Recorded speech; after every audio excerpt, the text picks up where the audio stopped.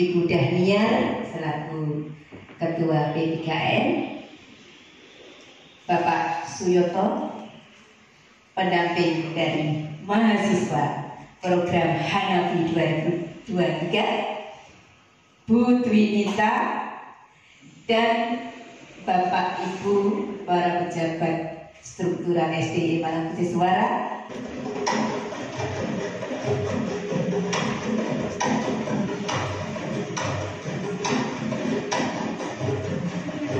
Pertama-tama izinkan saya mengucapkan puji syukur kepada Tuhan Yang Maha Kuasa karena berkat karunia-Nya kita semua bisa berkumpul pada suasana yang sangat membahagiakan dalam keadaan sehat jasmani rohani tanpa kekurangan apapun.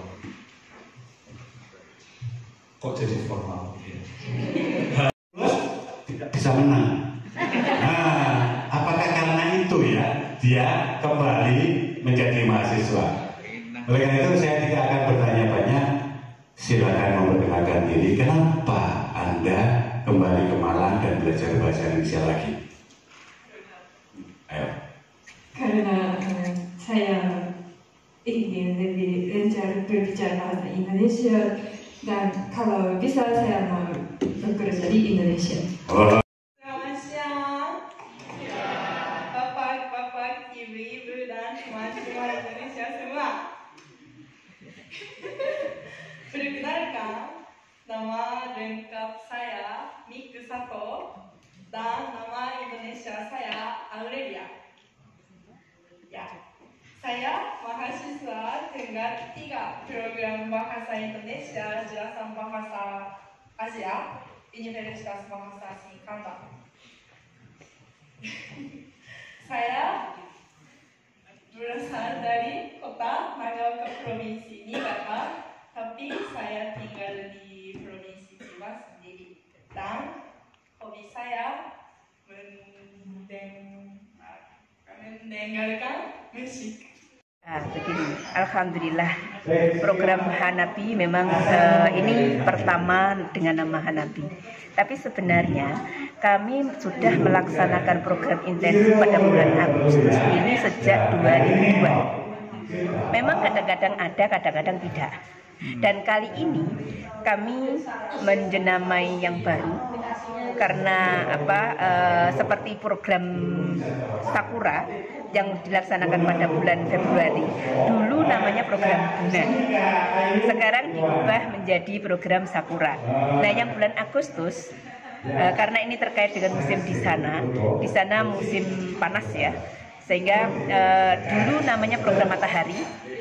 Mulai tahun ini disebut dengan program Hanapi. Dan kami berharap program Hanapi ini karena terkait juga dengan kembang api ya, yang bisa menyebarkan bunga api kemana-mana. Kami berharap program kami yang ada di ISP ini, program PIPA, itu juga akan menyebar kemana-mana. Dan syukur alhamdulillah dari tahun 2015 kami sudah menerima program Dharma Siswa yang berasal dari berbagai negara. Untuk tahun ini program Dharma Siswa berasal dari Jepang, kemudian Mesir, dan Amerika.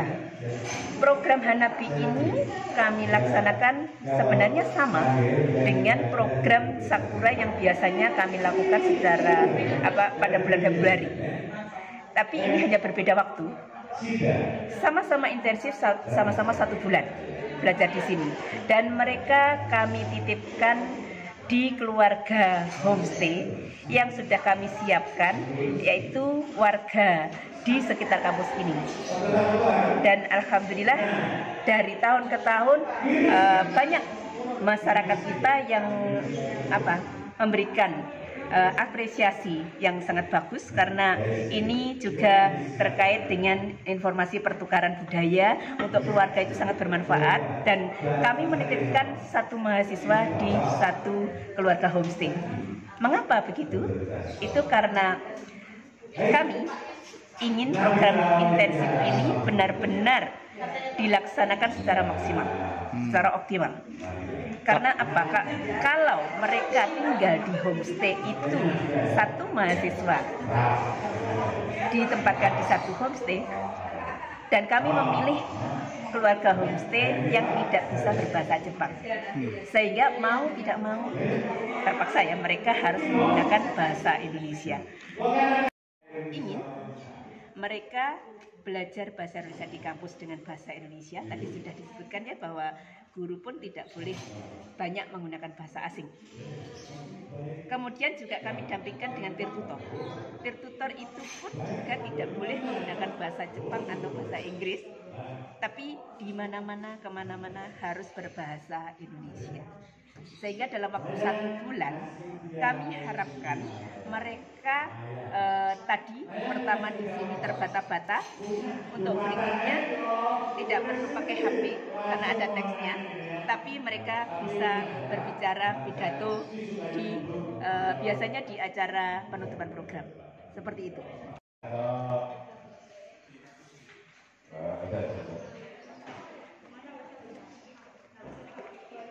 Nabila, iya, Nabila itu. Program Hanabi memang kali pertama saya tawarkan ke Universitas Kanda saja, sebelumnya ke universitas yang lain. Nah, harapan kami ke depannya program Hanabi tidak hanya diikuti oleh mahasiswa program Bahasa Indonesia, tetapi akan kami tawarkan kepada mahasiswa jurusan lain yang berminat terhadap bahasa dan budaya Indonesia. Karena sebenarnya di kampus kami ada mata kuliah Bahasa Indonesia sebagai bahasa asing pilihan kedua. Pesertanya ada dari berbagai jurusan. Selama ini mahasiswa yang mengambil mata kuliah itu antara 20 sampai 30 orang.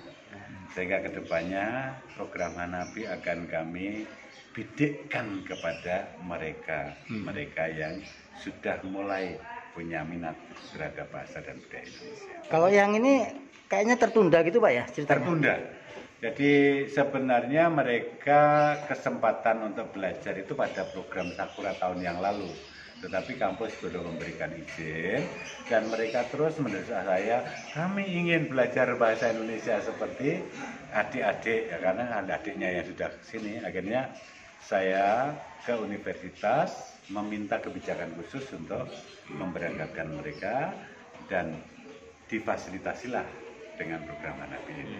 Secara penguasaan bahasa lebih baik Pak RCL ya?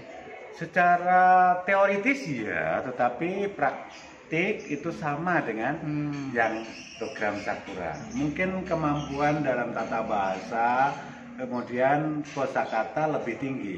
Oleh karena itu saya jamin dalam waktu 1 bulan di sini kemampuannya akan lebih tinggi daripada program Sakura.